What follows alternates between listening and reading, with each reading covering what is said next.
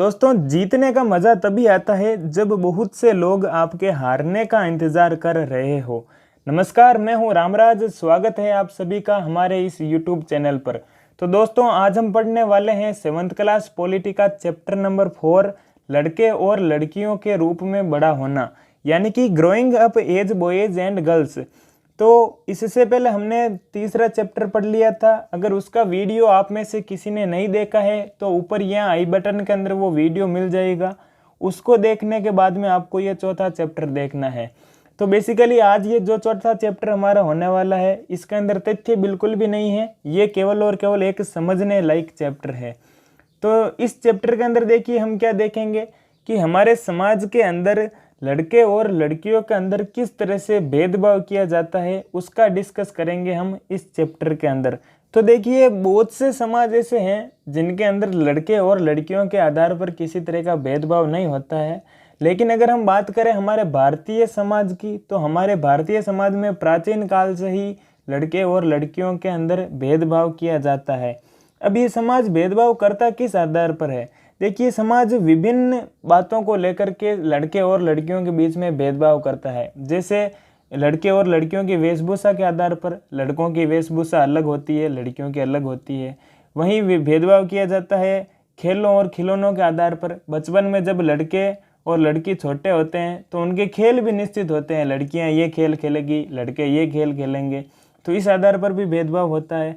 जब उनको खिलौने दिलाने की बात होती है तो जब लड़कियां होती है उन छोटी लड़कियों को गुड़िया दी जाती है खेलने के लिए, और वहीं बच्चों को, जो छोटे लड़के होते हैं, उनको कार वगैरह इस तरह के खिलौने दिए जाते हैं। तो उनके आधार पर भी भेदभाव शुरू हो जाता है। फिर उसके बाद उनके बोलने के आधार पर भी भेदभाव होता है। हमारे समाज के अंदर लड़कियों को ये शिक्षा दी जाती है कि उन्हें धीमी आवाज़ के अंदर बोलना चाहिए। तो इस तरह से हर बात को लेकर के उन दोनों के बीच में भेदभाव किया जाता है, और वहीं से इस भेदभाव की शुरुआत हो जाती है। तो इस तरह से जो ये छोटे छोटे भेदभाव किए जाते हैं, ये भविष्य के अंदर एक विकराल रूप ले लेते हैं, जो महिलाओं के पिछड़ने का एक प्रमुख कारण बनकर हमारे सामने उभरता है।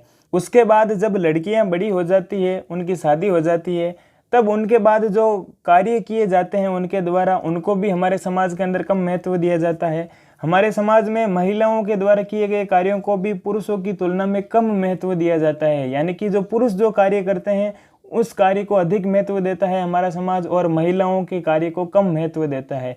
जैसे महिलाएं जो घरेलू कार्य करती है उनमें जैसे वो गर्म चूल्हे के पास भोजन पकाती है, बर्तन व कपड़े धोने का कार्य करती है, घर की सफाई का कार्य करती है, इसके साथ बच्चों व बुजुर्गों की देखभाल भी करती है। और गाँवों के अंदर तो बहुत सी महिलाएं हैं जो लकड़ी काट करके अपने सर पर ढो करके लाती है। तो इस तरह से महिलाओं के द्वारा जो कार्य किए जाते हैं उसमें भी अत्यंत शर्म लगता है, बहुत समय भी लगता है। लेकिन फिर भी हमारा जो ये समाज है वो महिलाओं के द्वारा किए जाने वाले इन घरेलू कार्यों को कम महत्व देता है, यानी कि ना के बराबर महत्व देता है। और शहरों के अंदर हमें ये स्थिति देखने को मिलती है कि बहुत से घरों के अंदर महिला नौकरों को घर का काम करने के लिए रखा जाता है। अब वो महिला नौकर सुबह 9-10 बजे से लेकर के देर रात 8-9 बजे तक काम करती है वहाँ पर, लेकिन उसके बाद भी उनको बहुत कम मेहनताना दिया जाता है। और उसके अलावा जो उस घर के जो मालिक होते हैं उनका जो व्यवहार होता है उस महिला नौकर के प्रति, वो भी एक अत्यंत अपमानजनक व्यवहार होता है। तो इस प्रकार से हमारे समाज के ऐसे लोगों के द्वारा जो व्यवहार किया जाता है वो उनकी सोच की संकीर्णता को प्रकट करता है। इसीलिए आपके NCERT की किताबों में बच्चों को इस समाज की सच्चाई से रूबरू करवाने के लिए ऐसे विषयों पर पढ़ाया जाता है, ताकि उनकी सोच के अंदर बदलाव लाया जा सके, और जो हमारे आने वाली जो नेक्स्ट जनरेशन है उनकी सोच बदल पाए, ताकि महिलाओं की स्थिति के अंदर भी सुधार आए और हमारा भारत प्रगति के मार्ग पर प्रशस्त हो सके। और ये प्रभाव दिखाई भी दे रहा है, जैसे जैसे लोगों के अंदर शिक्षा का प्रचार प्रसार हो रहा है, लोगों के अंदर जागरूकता आ रही है, उसका प्रभाव हमें दिखाई दे रहा है, और महिलाओं की स्थिति में सुधार भी हमें देखने को मिलता है। उसके बाद आगे आ रहा है कि समानता हमारे भारतीय संविधान का एक महत्वपूर्ण सिद्धांत है। संविधान कहता है कि स्त्री या पुरुष होने के आधार पर भेदभाव नहीं किया जा सकता। हमारे भारतीय संविधान में स्पष्ट कहा गया है कि स्त्री या पुरुष के आधार पर किसी तरह का भेदभाव नहीं किया जा सकता। स्त्री और पुरुष संविधान की दृष्टि में दोनों एक समान है, एक महत्व के हकदार है। अब देखिए, एक बात मैं आपसे यहाँ पूछना चाहता हूँ। मैंने आपको स्टार्टिंग के अंदर जो पहला चैप्टर पढ़ा था 7th क्लास पॉलिटी का, उसके अंदर मैंने आपको बताया था समानता के अधिकार के बारे में।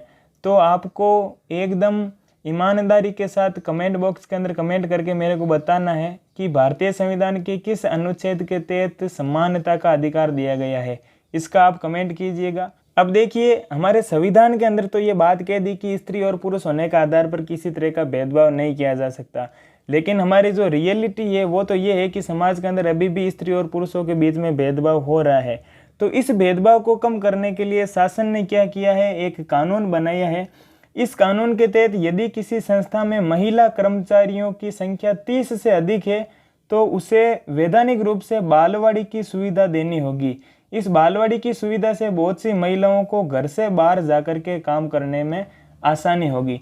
देखिए, होता क्या है, अधिकतर महिलाएं घर का काम बहुत ज़्यादा होता है और साथ ही बहुत सी महिलाएं जिनके जो माँ होती है, जिनके बच्चे होते हैं, तो ऐसे में क्या होता है, बच्चों की उनको देखभाल करनी होती है। इस वजह से वो कहीं बाहर जाकर के काम नहीं कर पाती है, उसमें उन्हें परेशानी का सामना करना पड़ता है। तो ऐसे में सरकार ने एक कानून बनाया कि अगर ऐसी कोई भी संस्था है जिसके अंदर 30 से अधिक महिलाएं कार्यरत है तो वहाँ पर एक बालवाड़ी की सुविधा उन्हें देनी होगी। वहाँ पर क्या होता है, बालवाड़ी के अंदर वो अपने बच्चों को रख सकती है और एक व्यक्ति होता है जिनकी निगरानी रखता है। तो उनकी निगरानी में उनके बच्चे एकदम सेफ होते हैं और महिलाएं एकदम फोकस होकर के काम भी कर सकती है और बीच बीच में अपने बच्चों को भी संभाल सकती है। तो इसलिए सरकार ने ये प्रयास किया था कि महिलाएं घर से बाहर जाकर भी आसानी से काम कर पाएँ। ठीक है, अब देखिए, यहाँ पर बात हुई है बालवाड़ी की। इसको हम थोड़ा सा और विस्तार पूर्वक जानने का प्रयास करते हैं। देखिए, बालवाड़ी क्या है। इस बालवाड़ी को किंडरगार्टन के नाम से भी जाना जाता है।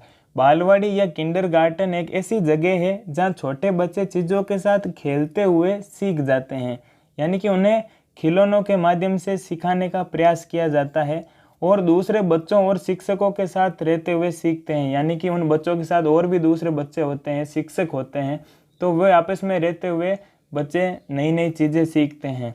यहाँ बड़े लोग भी सीख सकते हैं, वे बच्चों को देखते हैं और उनके साथ भाग लेते हैं। यह मानव संबंधों के अध्ययन के लिए एक प्रयोगशाला का काम कर सकता है। यानी कि जो बड़े लोग होते हैं वो भी वहाँ पर जाते हैं और वो बच्चों की जो एक्टिविटीज़ होती है उनको वो मतलब देखते हैं और उसके माध्यम से वो बच्चों का क्या मनोविज्ञान है उसके बारे में वो जानने का प्रयास करते हैं। तो इस तरह से बड़े लोग भी वहाँ पर जाकर के सीख सकते हैं।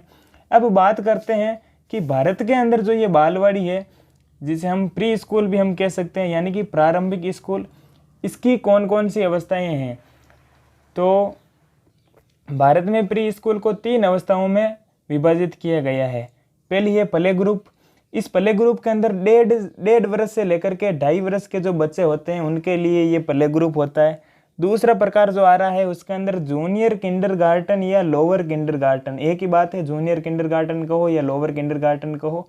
इसके अंदर 3.5 वर्ष से लेकर के 4.5 वर्ष के बच्चे होते हैं। और उसके बाद तीसरा जो प्रकार आ रहा है वो है सीनियर किंडरगार्टन या अपर किंडरगार्टन। इसके अंदर 4.5 वर्ष से लेकर के 5.5 वर्ष के बच्चे होते हैं। देखिए, ये बात आपके चैप्टर के अंदर नहीं आई है, लेकिन बालवाड़ी का जिक्र हुआ था, इसीलिए मैं यहाँ पर आपको अतिरिक्त जानकारी के लिए ये मैंने आपको बताना उचित समझा है। बस आपको एक सामान्य सी ध्यान होनी चाहिए कि इस प्री स्कूल के 3 अवस्थाएं हैं हमारे भारत के अंदर, और इसके बाद में बच्चे फिर स्कूल जाना शुरू कर देते हैं।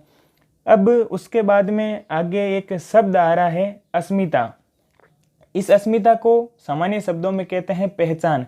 ये एक प्रकार से स्वयं के होने यानी अपने अस्तित्व के प्रति जागरूकता का भाव है। एक व्यक्ति की कई अस्मिता हो सकती है, जैसे एक व्यक्ति को एक लड़की, एक बहन और एक संगीतकार की तरह पहचाना जा सकता है। यानी कि अस्मिता क्या है? अस्मिता है स्वयं के होने की पहचान। यानी कि ये कोई व्यक्ति है तो उस व्यक्ति की अलग अलग पहचान हो सकती है अलग अलग लोगों के नज़रिए में। जैसे कोई एक लड़की है तो वो अपने माता पिता की नज़रों में बेटी है, ठीक है, किसी की बहन भी हो सकती है वो, ठीक है। और अगर उसका प्रोफेशन है कि अगर वो गाना गाती है तो वो एक कुछ लोगों की नज़रों में वो एक संगीतकार है। तो उस तरह से उस एक व्यक्ति की अलग अलग पहचान है। तो ये है अस्मिता, उस व्यक्ति की पहचान। ठीक है, उसके बाद अगला जो शब्द आ रहा है वो शब्द आ रहा है दोहरा बोझ। ये दोहरा बोझ क्या है? देखिए, शाब्दिक रूप में इसका अर्थ है 2 गुना वजन। ठीक है, और सामान्यतः इस शब्द का महिलाओं के काम की स्थितियों को समझने के लिए प्रयोग किया जाता है। यह इस तथ्य को स्वीकार करता है कि महिलाएं आमतौर पर घर के भीतर और घर के बाहर का दोहरा कार्यभार संभालती है। यानी कि दोहरे भार को हम सिंपल शब्दों में समझाऊं मैं आपको, तो जो महिलाएं होती है वो घर का काम भी करती है, घर का जितना भी घरेलू कार्य होता है, बच्चों को संभालना, झाड़ू पोछे करना, भोजन बनाना, और उसके अलावा बहुत सी महिलाएं वे भी हैं जो घर के बाहर का काम भी करती है, कोई ऑफिस का काम भी करती है, कहीं कोई टीचिंग करवाती है। तो इस तरह से घर के और बाहर का दोनों काम करने की जो स्थिति होती है उसको दोहरा बोझ का यहाँ नाम दिया गया है, और शाब्दिक रूप में इसका अर्थ होता है 2 गुना वजन। उसके बाद इस चैप्टर से संबंधित अंतिम पॉइंट आ रहा है, एक शब्द है अवमूल्यित। ये अवमूल्यित क्या है? जब कोई अपने काम के लिए अपेक्षित मान्यता या स्वीकृति नहीं पाता है तब वे स्वयं को अवमूल्यित महसूस करता है। देखिए, सामान्य शब्दों में मैं बताऊं इसका अर्थ क्या होता है। माना कि आपका कोई फ्रेंड है, उसका बर्थडे आ रहा है, जन्मदिन आ रहा है, तो उसके लिए आपने बहुत सोच समझ करके क्या किया, एक गिफ्ट लिया, उसको पे किया, और जन्मदिन के लिए उसको, जब उसका जन्मदिन आता है तो उसको विश करते समय उसको ये गिफ्ट दे दिया। अब वो आपका फ्रेंड वो गिफ्ट ले लेता है आपका, ठीक है, लेकिन गिफ्ट लेने के बाद में आपको किसी तरह का कोई रिस्पॉन्स ही नहीं देता है, गिफ्ट केवल ले लेता है और रख लेता है। तो उसके बाद में आपके मन के अंदर जो विचार आता है, जो भावनाएं प्रकट होती है, या जो आपके मनोभाव होते हैं, उस समय आप जैसा फील करते हैं उस स्थिति को कहा जाता है अवमूल्यित। ठीक है, समझ गए? तो इस तरह से ये आपका जो चौथा चैप्टर है वो भी हो जाता है कंप्लीट। इस चैप्टर के अंदर तथ्य तो बिल्कुल आए ही नहीं हैं, जो भी नोट्स बन रहे थे वो मैंने बनाकर आपको उपलब्ध करवा दिए हैं। और एक विशेष बात आपको मैं बता दूं कि अगर आप इस 7th क्लास पॉलिटी के सभी चैप्टर के नोट्स की PDF लेने के इच्छुक हैं तो डिस्क्रिप्शन में लिंक दी हुई है, वहां से आप PDF ले सकते हैं। और अगर आप इस चैप्टर के 1 लाइनर क्वेश्चन आंसर का अगर कोर्स देखना चाहते हैं तो वो भी मैंने अनअकैडमी पर बनाया है, और उसकी भी लिंक नीचे आपको डिस्क्रिप्शन के अंदर मिल जाएगी। तो इसी के साथ इस वीडियो को करते हैं समाप्त। अगर ये वीडियो आपको अच्छा लगा तो इसको लाइक और शेयर करें। चैप्टर से संबंधित कोई भी आपको डाउट हो तो कमेंट बॉक्स के अंदर कमेंट करें। अगले वीडियो में फिर मुलाकात होगी, तब तक के लिए धन्यवाद। जय हिंद, जय भारत।